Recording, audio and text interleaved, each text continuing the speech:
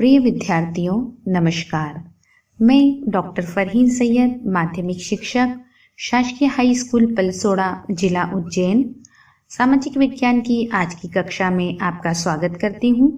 आज हम हमारी पाठ्य पुस्तक के अध्याय 11 स्वतंत्रोत्तर भारत की प्रमुख घटनाएं नामक अध्याय के अंतर्गत भारत में आपातकाल पर बात करेंगे। साथ ही हम आपातकाल कितने प्रकार के होते हैं और कब और किन परिस्थितियों में भारत में आपातकाल लागू किया गया पर विस्तृत बात करेंगे। इसके बाद हम हमारी चर्चा को आगे बढ़ाते हुए भारत का आणविक शक्ति के रूप में किस प्रकार उदय हुआ पर एक नजर डालेंगे।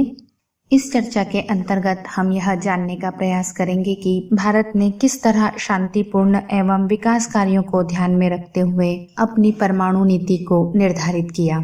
आइए पहले हम आपातकाल पर बात करते हैं। जैसा कि आप जानते हैं कि स्वतंत्रता प्राप्ति के पश्चात भारत को उसके समक्ष मौजूद अनेक समस्याओं का सामना युद्ध स्तर पर करना पड़ा।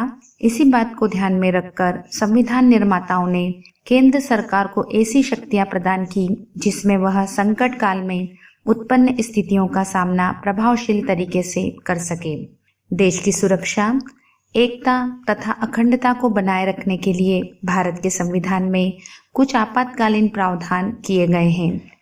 भारत के संविधान में भारत के राष्ट्रपति को आपातकालीन अर्थात संकटकालीन स्थितियों से निपटने के लिए कुछ विशेष शक्तियां प्रदान की गई हैं। उन्हीं शक्तियों को आपातकालीन शक्तियां कहा जाता है। सामान्यतः आपातकाल 3 प्रकार के होते हैं जिनकी घोषणा राष्ट्रपति केंद्रीय मंत्रिमंडल के लिखित परामर्श पर कर सकता है। पहला, राष्ट्रीय आपातकाल। दूसरा, राज्य में संवैधानिक तंत्र की विफलता से उत्पन्न आपातकाल। तीसरा, वित्तीय संकट। आइए अब हम इन तीनों आपातकालों को समझने का प्रयास करते हैं। राष्ट्रीय आपातकाल। भारत के राष्ट्रपति यदि संतुष्ट हो जाए कि स्थिति बहुत विकट है तथा भारत अथवा उसके किसी भाग की सुरक्षा खतरे में है, युद्ध अथवा बाहरी आक्रमण या क्षेत्र के अंतर्गत सशस्त्र विद्रोह के कारण समस्या विकट हो सकती है, तब राष्ट्रपति ऐसी स्थिति उत्पन्न होने से पहले भी आपातकाल की घोषणा कर सकते हैं। वर्तमान में राष्ट्रपति ऐसी संकटकालीन घोषणा केवल मंत्रिमंडल की लिखित अनुशंसा पर ही कर सकता है। दूसरा, राज्य में संवैधानिक तंत्र की विफलता से उत्पन्न आपातकाल। राष्ट्रपति किसी राज्य के राज्यपाल की रिपोर्ट पर या किसी अन्य प्रकार से संतुष्ट हो जाए कि उस राज्य का शासन विधि पूर्वक नहीं चलाया जा सकता है, तो ऐसी स्थिति में राष्ट्रपति आपातकाल की घोषणा कर संवैधानिक तंत्र की विफलता को रोकने का प्रयास करते हैं। सामान्य बोलचाल में इसे राष्ट्रपति शासन भी कहा जाता है। तीसरा, वित्तीय संकट। यदि राष्ट्रपति संतुष्ट हो जाए कि भारत अथवा इसके किसी भाग की वित्तीय स्थिति या साख को खतरा है, तो वह वित्तीय संकट की घोषणा कर सकता है। बच्चों, आइए अब हम यह देखते हैं कि भारत में अब तक कब और कितनी बार आपातकाल लागू हो चुका है। भारत में अब तक 3 बार राष्ट्रीय आपातकाल घोषित हो चुका है। पहली बार राष्ट्रीय आपातकाल चीन द्वारा आक्रमण करने पर लागू किया गया। यह आपातकाल 26 अक्टूबर 1962 से 10 जनवरी 1968 तक लागू रहा। दूसरी बार पाकिस्तान द्वारा भारत पर आक्रमण करने के कारण 3 दिसंबर 1971 से 21 मार्च 1977 तक राष्ट्रीय आपातकाल लागू रहा तथा तीसरी बार आंतरिक उपद्रव की आशंका के आधार पर 25 जून 1975 को भारत में आपातकाल घोषित किया गया। राज्य में संवैधानिक तंत्र की विफलता से उत्पन्न आपातकाल की घोषणा का प्रयोग अनेक बार हुआ है, लेकिन वित्तीय संकट के कारण भारत में अभी तक कभी भी आपातकाल लागू नहीं किया गया है। बच्चों, क्या आप जानते हैं कि आपातकाल लागू होने पर जनता पर उसका क्या प्रभाव पड़ता है? आइए अब हम आपातकाल के प्रभावों पर एक नजर डालते हैं। आपातकाल लागू होने पर इसमें पहला प्रभाव है, आपातकाल लागू होने के बाद नागरिकों के मौलिक अधिकारों पर प्रभाव पड़ता है। दूसरा प्रभाव है, यह आपातकाल राज्य सरकारों की स्वतंत्रता पर भी प्रभाव डालता है। तीसरा, इसमें केंद्र सरकार की शक्तियां बढ़ जाती हैं। केंद्र राज्य सूची के विषयों पर भी कानून बनाने का अधिकार रखता है। केंद्र राज्य सरकारों को निर्देश देता है राज्यपाल की रिपोर्ट पर राष्ट्रपति इस प्रकार का आपातकाल लगाते हैं। अनेक बार इस तरह का निर्णय विवाद का विषय बनता है। वैसे तो साधारणतः आपातकालीन शक्तियों का प्रयोग देश के हित में ही हुआ है, परंतु सर्वाधिक आलोचना का विषय आपातकाल का वह समय रहा है जिसे 25 जून 1975 को भारत में लागू किया गया था। इसे आंतरिक उपद्रव की आशंका के आधार पर लगाया गया था। इस आपातकाल की आलोचना इसलिए हुई क्योंकि इसके माध्यम से भारतीय संविधान द्वारा प्रदत्त प्राण और दैहिक स्वतंत्रता के अधिकार को राष्ट्रपति के आदेश द्वारा निलंबित किया गया था। ऐसी स्थिति में कोई भी व्यक्ति न्यायालय से संरक्षण प्राप्त करने के लिए न्यायालय नहीं जा सकता था। इसलिए जनता पार्टी ने सत्ता में आने के पश्चात नागरिकों के दैहिक स्वतंत्रता के अधिकार को सुरक्षित करने के लिए संविधान में संशोधन करके इसे पारित कराया। इसके द्वारा यह स्पष्ट किया गया कि दैहिक स्वतंत्रता के अधिकार को राष्ट्रपति के आदेश द्वारा आपातकाल में भी निलंबित नहीं किया जा सकता है। 1975 के आपातकाल में, जिसकी सर्वाधिक आलोचना की जाती है, में केंद्र सरकार ने अपने अधिकारों का उपयोग करते हुए विपक्ष के सभी प्रमुख नेताओं को बंदी बना लिया था। संसद में विचार व्यक्त करने एवं वाद विवाद करने के अधिकारों से भी विपक्षी नेताओं को वंचित कर दिया गया था।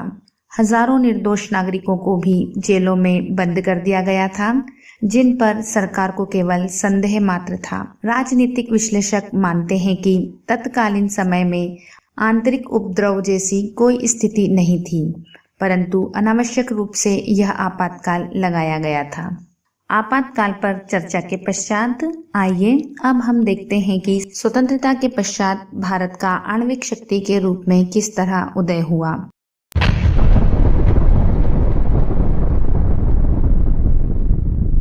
बच्चों, आप जानते होंगे कि परमाणु ऊर्जा रेडियोधर्मी तत्वों के विखंडन से प्राप्त की जाती है। इस ऊर्जा से विद्युत तैयार की जाती है। यूरेनियम, थोरियम, प्लूटोनियम आदि प्रमुख रेडियोधर्मी तत्व हैं। इन सभी तत्वों में भारी मात्रा में ऊर्जा छिपी हुई होती है। एक अनुमान के अनुसार 1 किलो यूरेनियम से जितनी ऊर्जा प्राप्त होती है उतनी 27,000 टन कोयले से प्राप्त की जाती है। यूरेनियम अत्यंत मूल्यवान तत्व है। परमाणु ऊर्जा का उपयोग जहां शांतिपूर्ण और विकास कार्यों के लिए किया जाता है, वहीं दूसरी ओर इसका उपयोग विध्वंसक शस्त्रों के निर्माण में भी किया जाता है।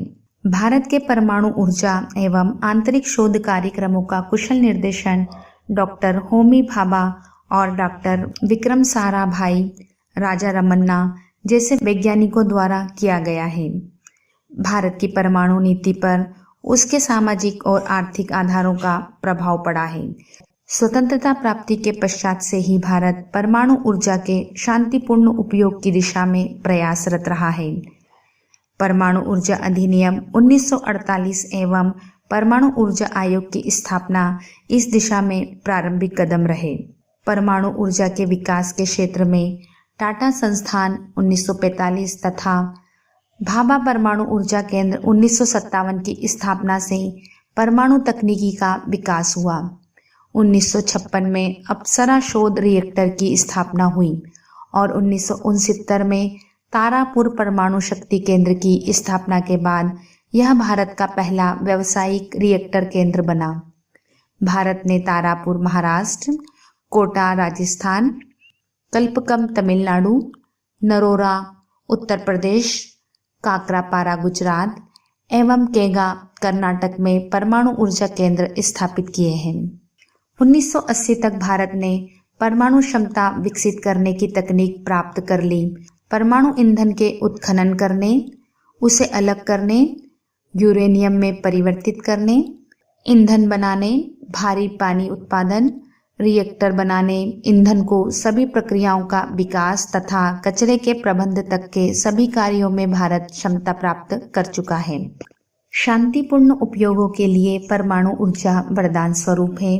कृषि, चिकित्सा, उद्योग आदि क्षेत्रों में इसका उपयोग हो रहा है। नहरों, बांधों तथा खानों के निर्माण के लिए भी परमाणु विस्फोटों का प्रयोग किया जा रहा है। आइए अब हम भारत की परमाणु नीति पर एक नजर डालते हैं। भारत की परमाणु नीति को उसकी विदेश नीति के मूल सिद्धांतों के संदर्भ में समझा जा सकता है। जिस तरह भारत की विदेश नीति में राष्ट्रीय सुरक्षा, आर्थिक विकास और विश्व व्यवस्था मूलभूत सिद्धांत हैं, इसके अतिरिक्त भारत उपनिवेशवाद, साम्राज्यवाद, रंग भेद का विरोध करते हुए परस्पर सह अस्तित्व, सभी राष्ट्रों से मित्रता एवं अंतर्राष्ट्रीय शांति और सद्भाव की नीति में विश्वास करता है।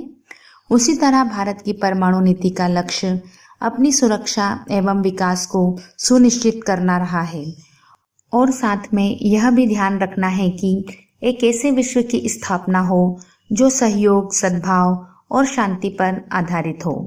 अतः हम कह सकते हैं कि भारत ने परमाणु ऊर्जा का उपयोग विश्व शांति की दिशा में किया है।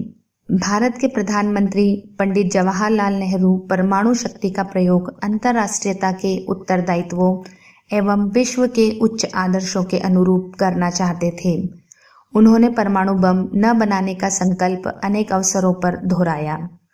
नेहरू जी की मृत्यु के बाद लाल बहादुर शास्त्री का मानना था कि सरकार की नीतियां परिस्थितियों के अनुसार परिवर्तनशील होती हैं। उन्होंने उस समय बम बनाने की बात नहीं कही, परंतु आने वाले समय में इसी स्थिति के लागू रहने का समर्थन भी नहीं किया।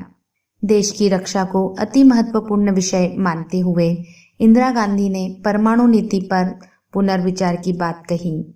उन्होंने परमाणु विकल्प खुला रखने की बात भी कही। 1974 में इंदिरा गांधी ने पोखरण अर्थात राजस्थान में शांतिपूर्ण परमाणु परीक्षण किया। यह परीक्षण हथियारों की प्राप्ति के उद्देश्य से नहीं किया गया था। सन 1977 से 1980 तक भारत परमाणु हथियार न बनाने की बात पर दृढ़ बना रहा। अपने दूसरे प्रधानमंत्रित्व काल में इंदिरा गांधी ने इंतजार करने की नीति अपनाई।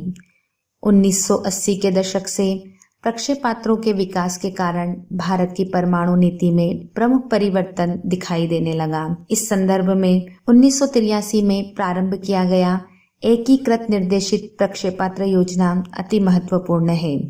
प्रसिद्ध वैज्ञानिक एपीजे अब्दुल कलाम, जो कि भारत के पूर्व राष्ट्रपति भी रह चुके हैं, इस योजना के अध्यक्ष बनाए गए। इस कार्यक्रम के अंतर्गत भारत ने जिन प्रक्षेपास्त्रों का विकास किया वे हैं पृथ्वी, त्रिशूल, नाग एवं आकाश। इसी बीच परमाणु प्रसार को रोकने के लिए अंतर्राष्ट्रीय स्तर पर 3 संगठनों की स्थापना हुई। पहला, आंशिक मास्को परमाणु परीक्षण निषेध संधि 1963, जिसे पीटीबीटी कहा जाता है। दूसरा, परमाणु अप्रसार संधि 1968, जो एनपीटी के नाम से प्रसिद्ध है। तीसरा, व्यापक परमाणु परीक्षण निषेध संधि 1996, जिसे सीटीबीटी भी कहा जाता है। भारत ने सदैव यह प्रयत्न किया है कि विश्व स्तर पर एक व्यापक, सार्वभौमिक तथा वस्तुनिष्ठ संगठन की स्थापना हो, परंतु भारत ने अभी तक इन तीनों संगठनों द्वारा प्रस्तुत प्रस्तावों पर हस्ताक्षर नहीं किए हैं। इसका कारण यह है कि यह प्रस्ताव भारत को भेदभावपूर्ण प्रतीत होते हैं।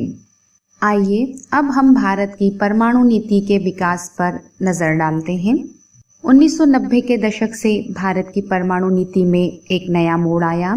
इसका कारण यह था कि पाकिस्तान के विश्वस्त सूत्रों से यह ज्ञात हुआ कि पाकिस्तान ने परमाणु बम तैयार कर लिया है। अपनी रक्षा को मजबूत बनाने तथा उसमें आत्मनिर्भरता प्राप्त करने के लिए बदले हुए अंतर्राष्ट्रीय परिवेश के दबावों से बचने के लिए तथा राजनीतिक एवं कूटनीतिक रूप से सक्षम बनने के लिए परमाणु परीक्षण किए जाने पर विचार आरंभ हुआ। परमाणु परीक्षण किए जाने संबंधी गंभीर निर्णय अचानक नहीं हुआ। यह निरंतर हुए भारतीय परमाणु शोध एवं नीतियों की देन था। 11 मई 1998 को भारत ने 3 भूमिगत परमाणु नाभिकीय परीक्षण लगातार एक के बाद एक पोखरण में किए। इनमें से एक ताप परमाणु विस्फोट था। 2 अन्य भूमिगत कम शक्ति वाले परमाणु परीक्षण थे। परमाणु परीक्षण संपन्न हो जाने के पश्चात प्रधानमंत्री अटल बिहारी वाजपेयी ने घोषित किया कि हम एक बड़े बम की क्षमता वाले राष्ट्र बन गए हैं। उन्होंने कहा कि भारत अब परमाणु अस्त्र संपन्न देश बन गया है, परंतु उन्होंने परमाणु परीक्षण निषेध संधि CTBT को भेदभाव मूलक बताया। उन्होंने कहा कि भारत को किसी भी तरह दंडात्मक कदमों और धमकियों से नहीं डराया जा सकता, क्योंकि भारत में हर क्षेत्र में सशक्त बनने की क्षमता मौजूद है। भारत परमाणु हथियारों का उपयोग किसी देश के विरुद्ध न करके अपने देश की आत्मरक्षा के लिए करेगा। परमाणु ऊर्जा के अध्यक्ष तथा प्रधान वैज्ञानिक सलाहकार डॉक्टर APJ अब्दुल कलाम पूर्व राष्ट्रपति ने बताया कि हमारे पास परमाणु अस्त्रीकरण के लिए विश्वास करने योग्य पर्याप्त बड़े आकार, वजन, कार्य प्रदर्शन और पर्यावरण की दशा मौजूद है।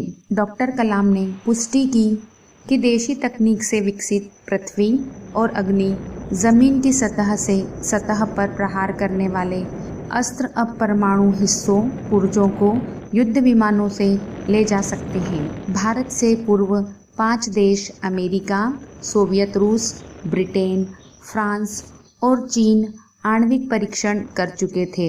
अब भारत भी इसमें सम्मिलित हो गया है। यहाँ पर यह जानना जरूरी है कि भारत ने आणविक परीक्षण क्यों किए। तो आइए हम देखते हैं कि भारत ने आणविक परीक्षण क्यों किए। इसका कारण यह था कि भारत की सीमाओं के निकट परमाणु अस्त्र क्षमता एवं प्रक्षेपास्त्रों की मौजूदगी थी। अतः भारत को अपनी सुरक्षा मजबूत बनाने के लिए तथा अंतर्राष्ट्रीय परिस्थितियों में राजनीतिक एवं कूटनीतिक रूप से दबाव बढ़ाना आवश्यक था। परंतु भारत आरंभ से ही शांति दूत रहा है और उसने आणविक शक्ति दूसरों पर अपनी प्रभुसत्ता स्थापित करने तथा दूसरे राष्ट्रों के मामलों में हस्तक्षेप प्राप्त करने के लिए नहीं की है। परमाणु परीक्षणों के बाद विकसित देशों के प्रवक्ताओं ने प्रतिरोध में अपनी प्रतिक्रियाएं व्यक्त की। चीन भी इस मंडली में शामिल हो गया, परंतु इस पर संतुलित विचार उस समय के संयुक्त राष्ट्र परिषद के महासचिव कोफी अन्नान ने व्यक्त किए। उन्होंने परमाणु अस्त्र संपन्न 5 राष्ट्रों के विरोध पर कहा कि आप अपना कोई ऐसा विशिष्ट क्लब या गठबंधन नहीं रख सकते जिसके सदस्य स्वयं नाभिकीय हथियारों को रखे रहें और उस पर प्रतिबंध लगाने से मना करें और उन्हें अर्थात भारत और पाकिस्तान को इसे न रखने को कहें। इस तरह हम देखते हैं कि भारत ने परमाणु परीक्षणों को करके स्वयं को विकसित देशों की पंक्ति में लाकर खड़ा कर लिया है। भारत को इसी रूप में मान्यता मिलनी चाहिए।